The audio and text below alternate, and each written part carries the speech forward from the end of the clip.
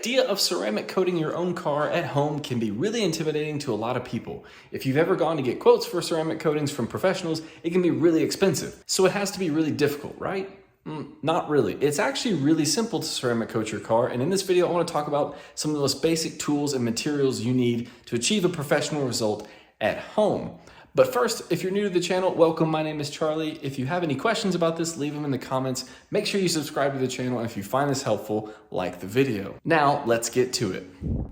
Now, if you've ever thought that ceramic coating was difficult or intimidating, this is really all that you need. Actually, to do the ceramic coating, this is really all that you need here. We're going to talk about everything in depth, but I just wanted to show you guys that it's really not all that much to ceramic coat at home. This is kind of a bonus step. You don't have to do yourself. I actually paid someone else to do this, but we're going to talk about that here in a little bit.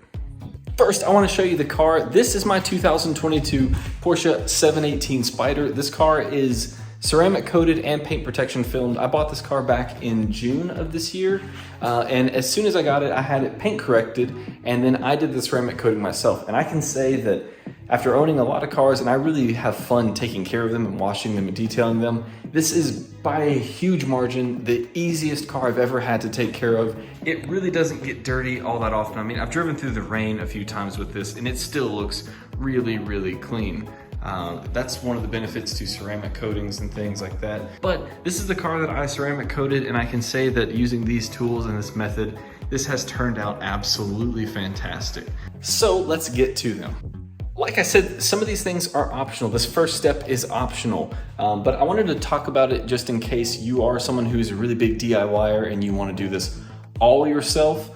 This part is something that I paid a professional to do, and that is the paint correction. You see, the thing about ceramic coatings that you want to make sure you understand is that what you're doing is you're sealing in the paint beneath it. So if the paint's not perfect, you're sealing in something that's not perfect. When I went through all this work, I wanted to make sure that my paint was as good as it could be before I sealed it, and I kept it that way.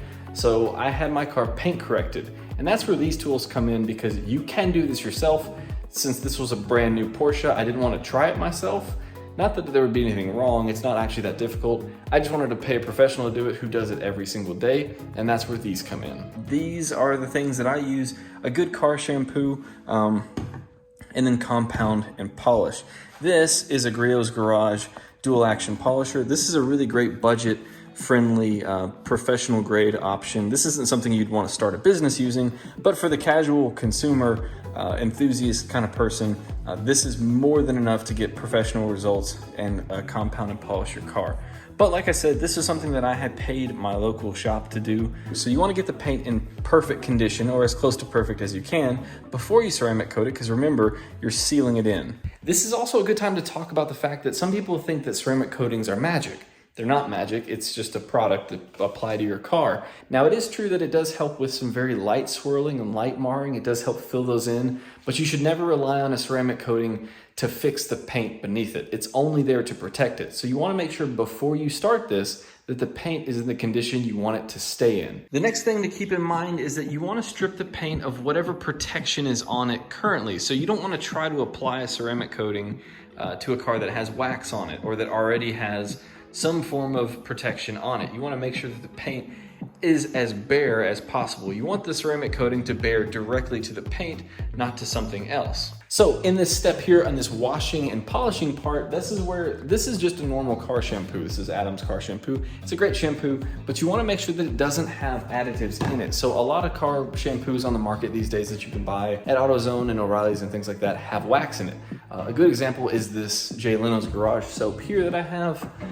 This stuff is not bad by any means, but it has wax in it. You don't want to wash the car before you ceramic coat it and put more wax on it. We're trying to take that stuff off. Now, you can use light dish detergent. You don't normally want to use that to wash your car, but you can do that to help remove residue and oils and waxes on the surface.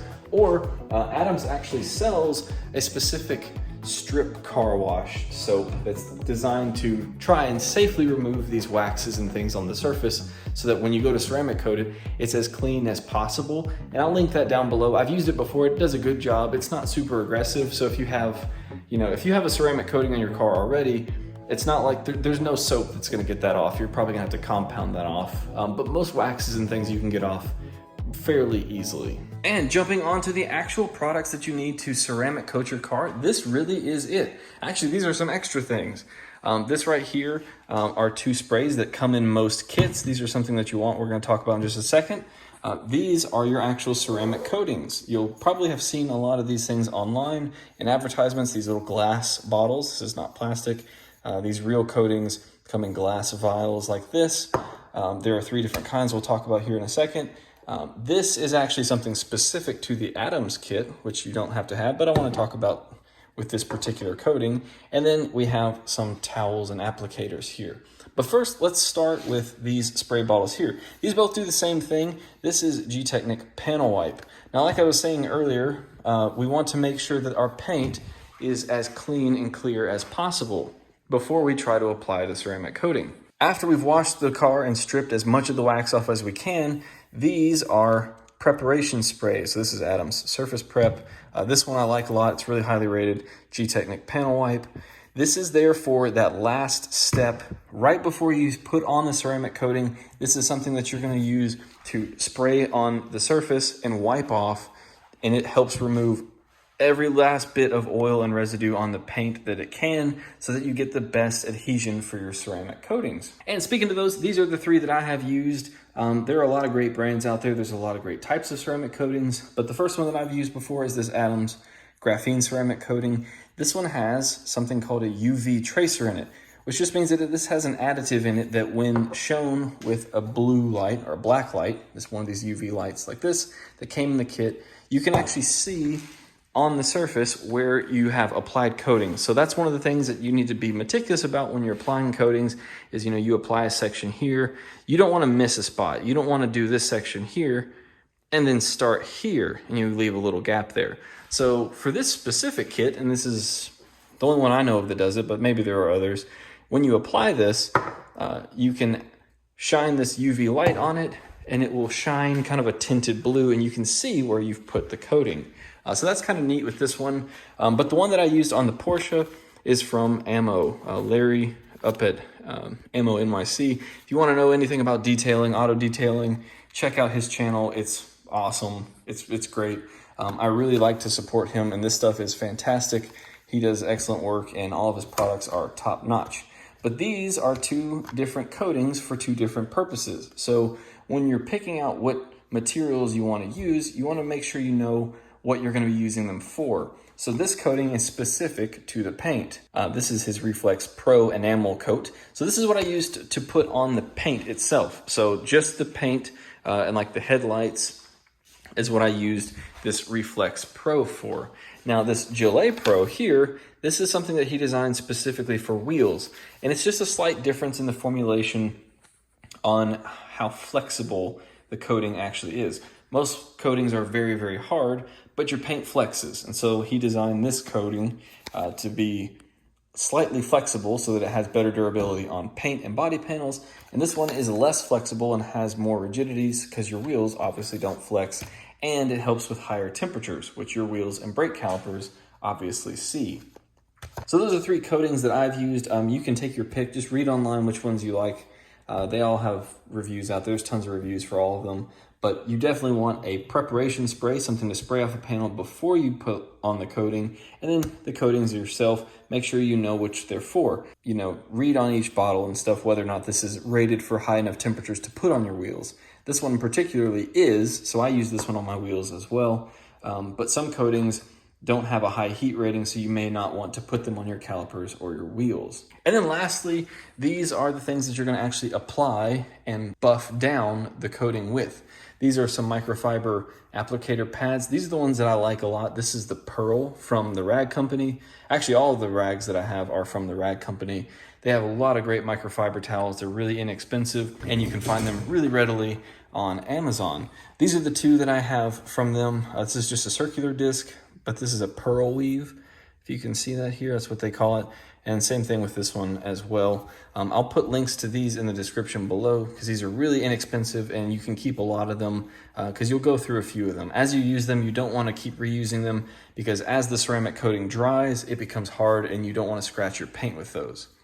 And then after you use the applicator pad, so you'll use the applicator pad to put on a section here, you'll put it on and apply your coating. And then after the coating flashes, you want to remove it. And that's what these stack of microfiber towels are for here. This is the Rag Company Edgeless Pearl, I think is what they're called.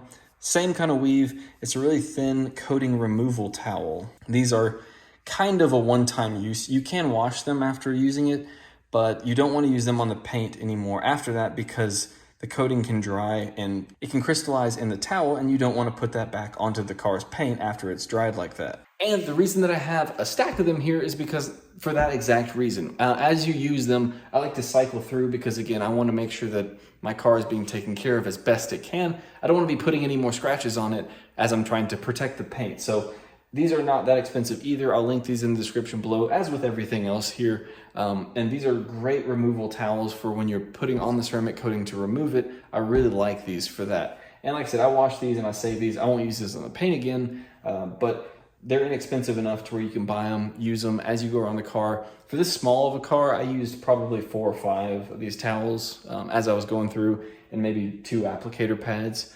But it's a really low price to pay to make sure that everything is protected. Use the best materials, don't cheap out on that kind of thing. And speaking of price, one thing before we move on from the coatings themselves, to save a lot of money, it can cost you thousands of dollars to have a shop ceramic coat your car. But this bit of kit here, including one kind of a spray and one coating and then some towels, can cost you well under $200 to do. In fact, this Adams ceramic coating kit that has a few microfiber towels, some applicators, the coating itself, and some gloves, everything you need to get started costs maybe $120, I think. They go on sale all the time. Adams runs great sales. So keep an eye on their Amazon page and their website for sales that they have going on. This Reflex Pro here is a little bit more expensive. He's a one-man show, so it's kind of a more boutique kind of detailing brand, but I really like to support him. So this was around $150 just for the coating itself. I think this was around $100 for the wheel coating. And then I bought all of these separately just to have.